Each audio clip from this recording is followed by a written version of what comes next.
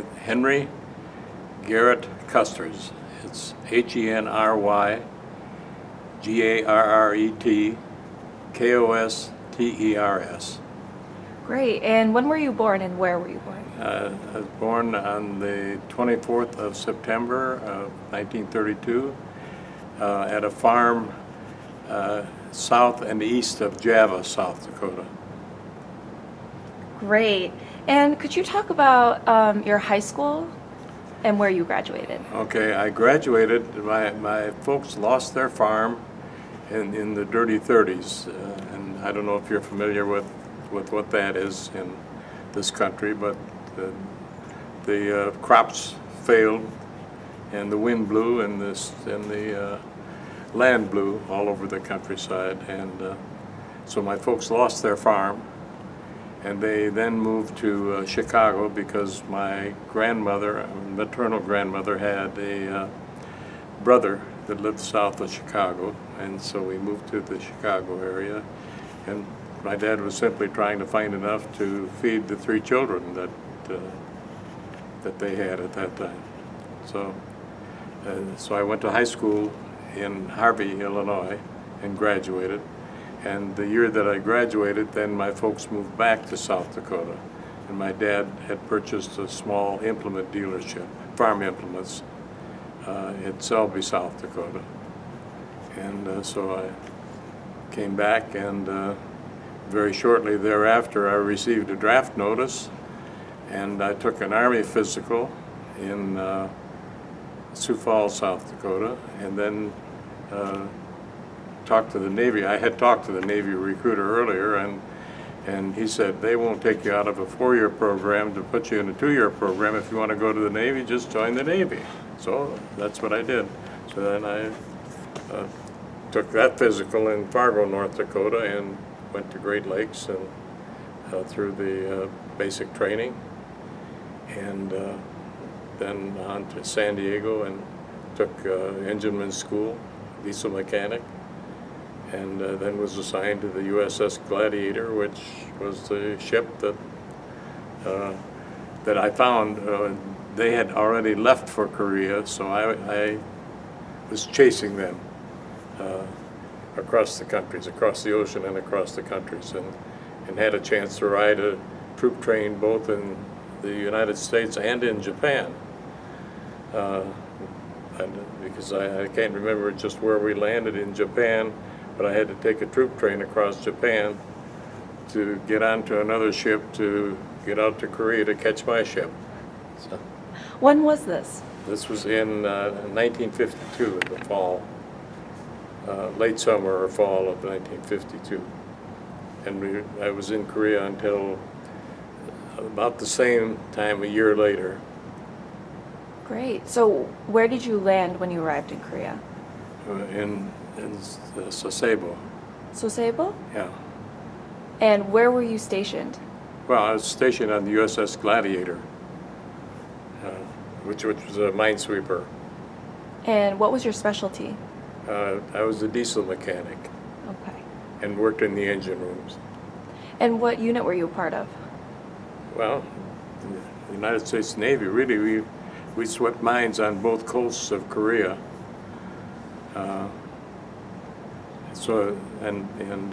Korea's weather is much like ours.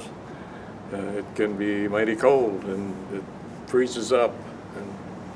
And to me that was interesting because the bulkheads were about 1/4-inch steel. And of course your bathrooms were above deck and were cold, and people would shower and you had water running in there. And so you'd build up frost on the inside just like you do on the old refrigerators, if you're familiar with those. But So where did you go when you were in Korea? Do you remember any of the towns you went to? Well, let's see. I guess 2 things that I do remember. On Christmas, where they were going to give us an opportunity to get to church, and so I was going to go on a hospital ship, and so let's see. I'm trying to think. Seoul. Is it Seoul? No, Incheon. The port there when the tide is out, is a big mud flat, if I remember right. And at any rate, we did get ashore at Seoul, but I never got to the hospital ship for Mass. They had to get back to the ship and go, so that never worked out. But we did sweep mines on both coasts of Korea. And then another place that I remember is Chinampo. That's a river somewhere there, but I know we were sweeping out the river mouth and star shells came up and it was like daylight out there. And so we started pulling in our sweep gear so that we could turn around to get out, and about that time we had a British cruiser that was running shotgun for us. And so they came in, they put lights on us, hoping that they would fire on us so that they could fire on the shore batteries. And of course, I wasn't enthusiastic about that, but I found out that what I'll call the old salts, the people that had been in the Navy for a long time, were just as scared as I was. So did you know where you were when all this was happening? Did you know where Korea was before you had come over? Really, I didn't know much about Korea. No, I didn't know anything about Korea. Of course, there were a lot of young men that were going to Korea with the war effort, and so this was the late summer, fall of 1952, and there had been a lot of action in Korea, action and reaction. Yeah. Did many of your comrades know Korea as well, or were you all? I think all of us were in the same state of ignorance, and maybe that's bliss. Maybe that was good for us. We're learning as we go. So what was your impression Of Korea? of Korea? Well, that it was cold. I mean, But you're from South Dakota. Yeah, and so that wasn't a shock. And I was pleased that I had a place that I could go to warm up, because being on a small ship like that, we would pick up forward observers from little islands off the coast. And they would come aboard the ship and shower and get a hot meal. And I really felt bad for those young Marines that were on those little rock islands that could not find a warm place. I was in an engine room where the engines generated a lot of heat, so I could get warm. But I thought they would have some difficulty finding a warm spot. But Were you ever attacked during your time?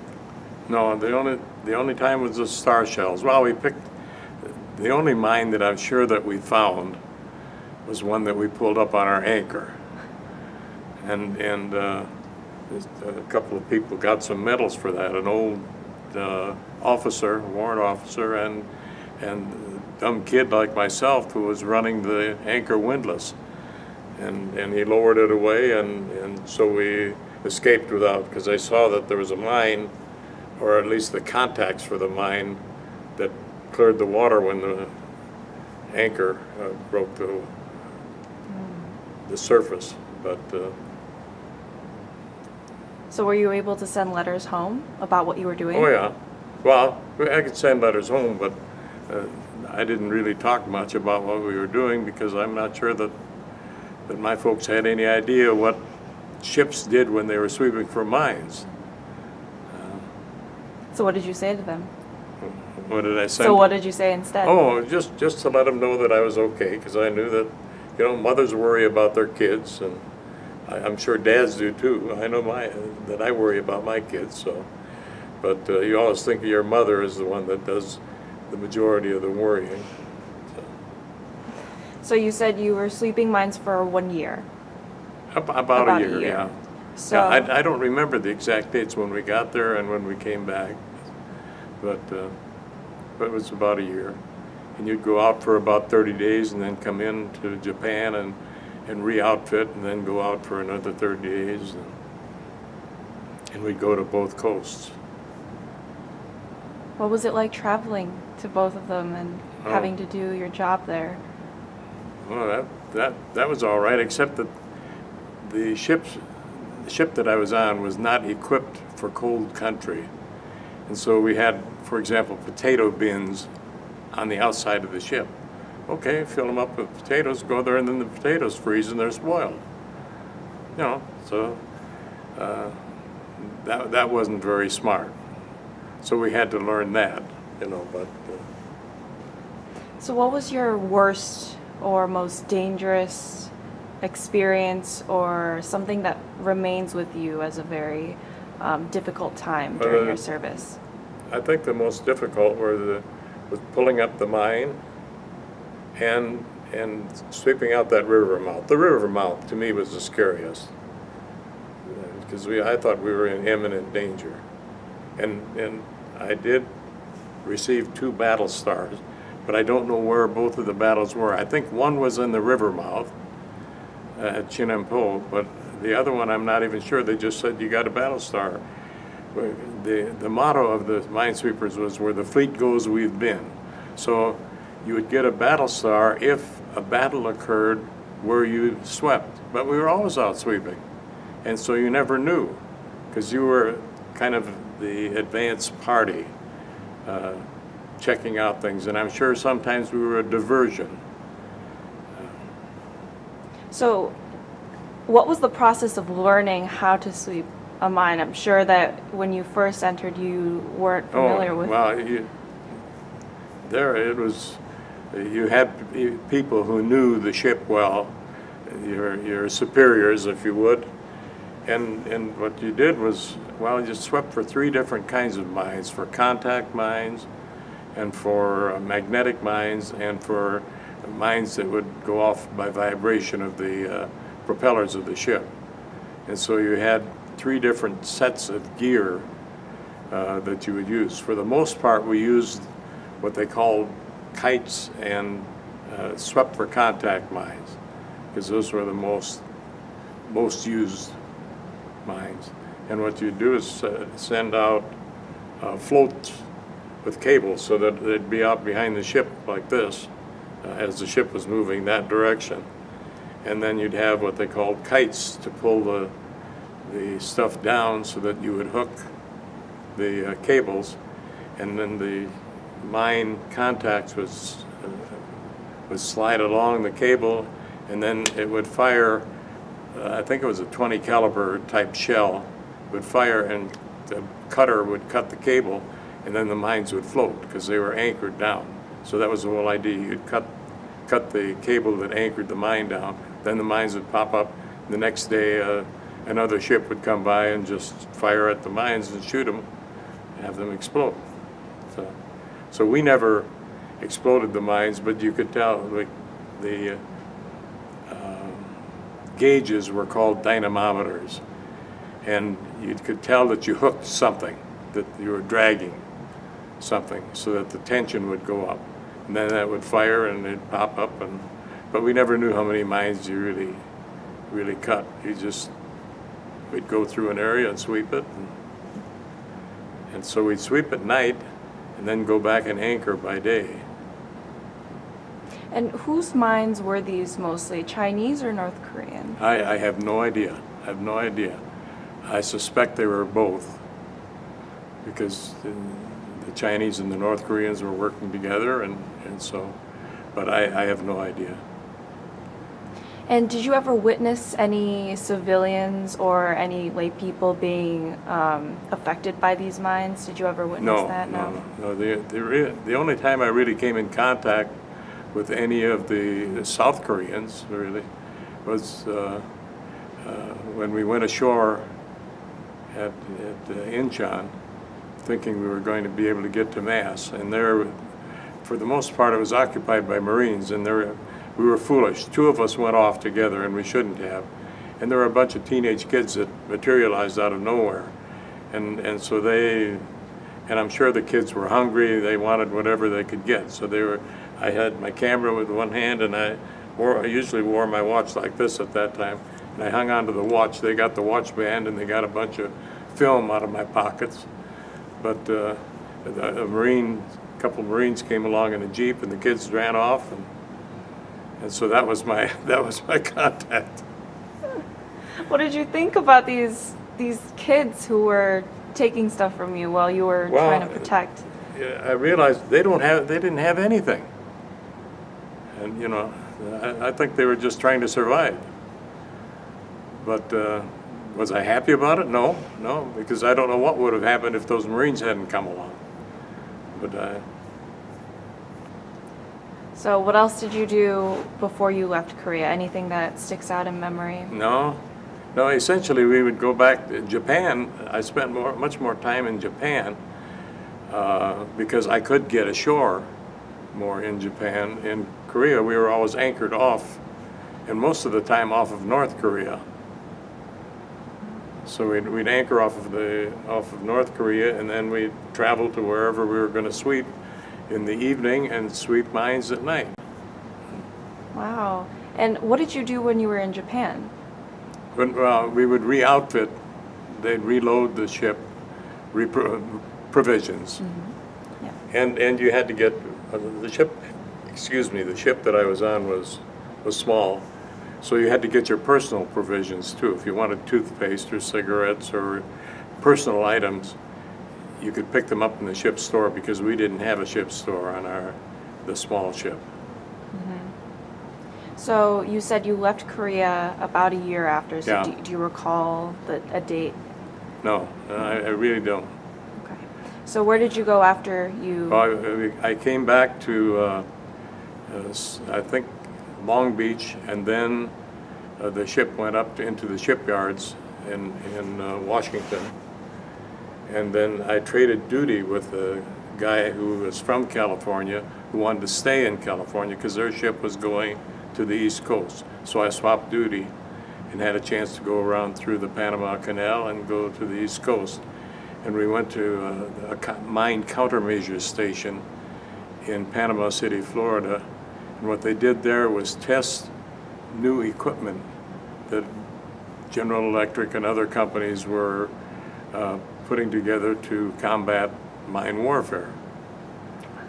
So that was kind of interesting because there were some of them, they could control little torpedoes that would go out and they would blow up the mines and stuff like that. So it was kind of fun. That was an enjoyable kind of duty.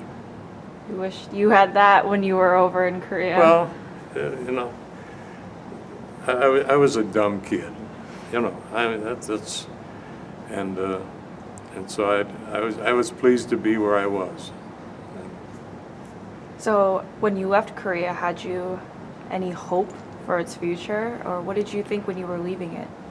Well, I did a lot of growing up. I went over as a dumb kid, and I had I knew, for example, that I really didn't want to die, and I guess that realization hadn't sunk in before that, because kids think they're immortal when they're young, and we're not immortal. We're all mortals, and we're going to. There's a beginning and an end to life, and so I think I matured to the point where I knew that I wanted to get out of the Navy, get back home, and find a nice girl and marry her, and I was fortunate I did just that. So after your time in Korea, what do you think was the impact of your service on your life? When I got home, my idea was that I was going to pitch in and help my dad make a success of this farm implement business. And the farm implement business, small ones, like small farms in South Dakota, were just going out of business. They couldn't cope with the large farms, the large businesses. And of course, the industries were restructuring. So the businesses that are the items that he was selling, they were beginning to take away the dealerships because they wanted bigger dealerships. And I recognized that. So wanting to get married, I had the opportunity because I had the GI Bill to go to college. So I did that. And so that was my way out, to go to college, and Great. so I did, and I had some success in college, and I had no idea that I could master college. You know, when I got out of the Navy, I just didn't know, because that was the last thing. Well, when I graduated from high school, I gave my mother the diploma, and I told her, if I ever go back to school, Mom, it's going to be to a PTA meeting, not realizing that I'd spend my life as a teacher and a school administrator. Oh, what do you teach? Math and science were my majors, Wonderful. but for the most part, I got into school administration and worked in the State Department of Education, and I became state superintendent in South Dakota at one point, and then I worked for I left the State Department and I worked for Associated School Boards, and school reorganization was a big item at that point in time. And so I worked with schools on school reorganization. Now the 11th largest economy in the world, and that we're also a model for democratization in Asia. Well, I knew some of that, that they were 11th. No, I didn't know that for sure. But, you know, I have one of my daughters drives a Kia, which is made in Korea. Yeah. How does Yeah. it make you feel that the country that you saw back when you were there in 1952 I is... think of the contrast between South Korea and North Korea, and how, you know, the same people essentially are living in totally different worlds in my head. You know, I haven't been back to see, but I envision that what was rubble, maybe that I saw at one point in time, is now a thriving, prosperous city. You know, that's. How does it make you feel about your service that South Korea has transformed this way? Well, I think that's great. But I do feel bad for the North Korean people, not for the leaders, for the people, because the leadership there just is, to me, keeping their thumb on the people and depriving them of the quality of life. But Would you like to see them reunified, North and South? I think it would be good if they could be, but I don't know how that would work. It worked well in Germany, but would it work in Korea, the North and South? I don't know. Because if people have not experienced life under a free society, it's difficult to adjust to that. Or at least that's my observation with some of the Arabic countries now.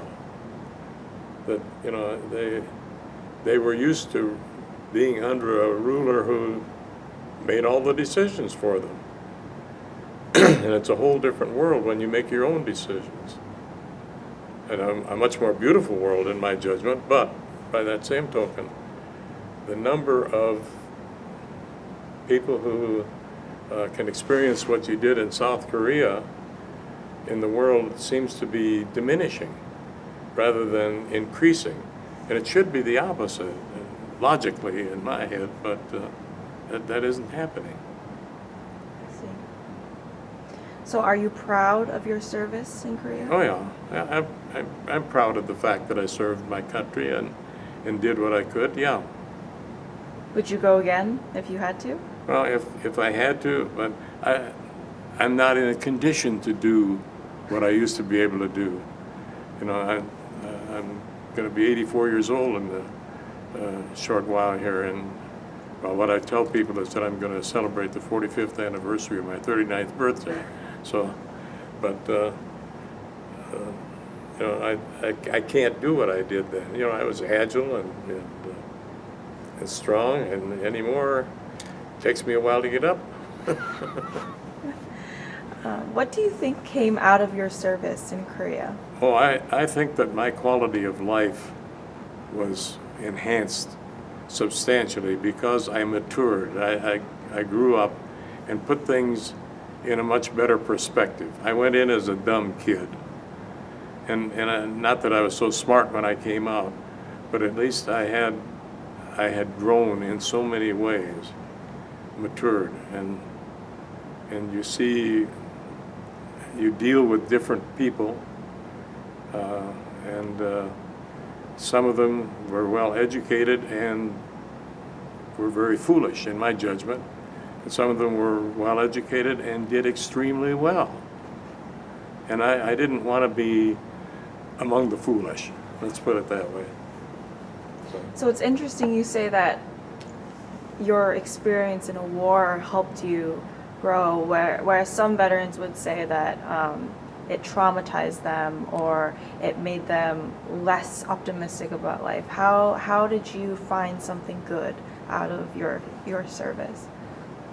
Well, I guess my upbringing helped to do that, because I think that optimism was a part of my parents' life. If not, they'd have thrown in the towel as a very young couple, because everything seemed to go against them. Nothing went right. Their farm they lost. They had 4 children, and 3 boys and a girl. And the only time I saw my father cry was when my sister died. And she and I were both very ill, and she passed away. And for me, I wondered, why was I spared and she was taken? Why? I don't know. You know, I didn't make that decision. My parents didn't. The Lord did. And so I think faith had something to do with all of that. My beliefs. Did you bring a Bible with you when you were in Korea? I did not have a Bible with me, but I had a rosary. I happen to be Catholic, and so my 10 fingers were my rosary, and I said a lot of rosaries. I still say a lot of rosaries. What do you think the legacy of your service and of the Korean War is? It bothers me that in so many ways it's kind of a forgotten war. Since I've retired, I can watch well, it's not the military channel anymore, but there's a lot of World War II and there's a lot of Vietnam. There isn't much about Korea. Why do you think that is? I'm not certain. Even in there's a country western song that talks about, it's a very patriotic song, but they skip right over the Korean War, and that bothers me. But it shouldn't. Oh no, it should. It should. It's definitely under-taught and under-recognized. Yeah, it just bothers me that it's kind of forgotten. And of course, the Vietnam veterans came back and they were snubbed. But when we got back, supposedly we were going to have Rita Moreno, who was a movie star, meet the ship when we got back. That didn't happen. Now we had people meet us, but they were the family members of those who were married and could make it. And so there was kind of the beginning of the snubbing that occurred. I'll call it snubbing. I don't know what you want to categorize it as, but that occurred for the Vietnam veterans, and that was kind of sad. I think there was a change in attitude from World War II to the Korean War. That change of attitude happened, and people really didn't recognize it that much with the Korean veterans, but very much so with the Vietnam veterans. But that's my opinion. And opinions are like noses, everybody has one, or 2, or 3. So is there any last message that you want to leave with us about your service and about the Korean War and its lasting effects? No, well, for me, it turned out to be a good experience because of the change it had in how I viewed life and the way I wanted to live my life. So. Great. So That's it. And I don't know, I've put together some stuff here, whether you want it or not, it's up to you. Definitely. I'll just leave this with you. Okay, definitely. So thank you so much for being here. It was a pleasure talking to you, and thank you so much for your service to Korea. Well, thank you. And I thank Korea for, that medal was wonderful. It really was. It's a thing of beauty, and I display it at my house. And I sat next to, here in Pier, sat next to a friend who has since passed away.